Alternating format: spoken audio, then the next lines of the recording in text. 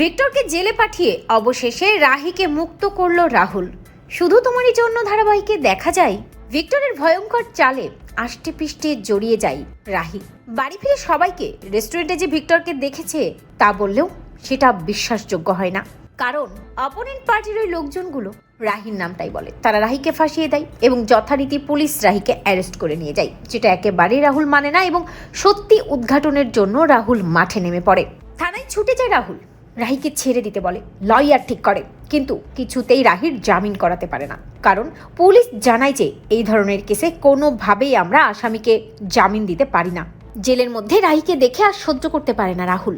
রাহির চোখের জল ফেলে, রাহুলকে বলে, রাহুল রাহুল আমি এমন কাজ করিনি রাহুল। রাহুল বলে, আমি জানি রাহি তুমি এমন কাজ করতে পারো না, যে বা যারা এই কাজ করেছে আমি তাদেরকে ছাড়বো না। কিন্তু তুমি আমাকে একটা কথা বলো তো, ওই ক্যাফেতে কি সত্যি তুমি জামাইবাবুকে দেখেছিলে?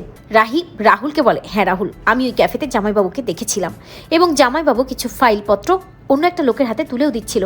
লোকটি কেমন দেখতে ছিল বলতে পারবে? রাহুল জানতে চায় রাহির কাছে।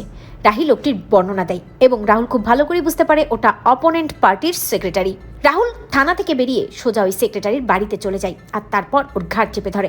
একটা সময় ভিক্টরের নাম ফাঁস করে ওই সেক্রেটারি, জানায় যে তাদের হাতে ওই ডকুমেন্টসগুলো, ওই ডিজাইনগুলো সবকিছু ভিক্টর তুলে দিয়েছে এবং রাহির নামই বলতে বলেছে।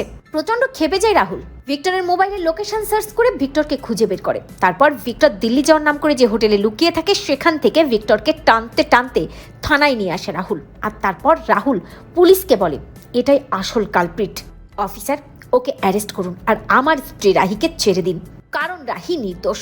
সেখানে রায়বাড়ি সবাই চলে আসে। রাহুলের বাবা জানতে চাই যে এসবের মানে কি রাহুল। রাহুল সব ঘটনার তার বাবাকে খুলে বলে। রাহুলের বাবা চোখের জল ফেলে, রাহি মায়ের সাথে অন্যায় হয়েছে, রাহিকে তারা ভুল বুঝেছে, আর এই ভিক্টর সব ষড়যন্ত্রের মূলে আছে। রাহির কাছে হাত জোর করে ক্ষমা চায় রাহুলের বাবা।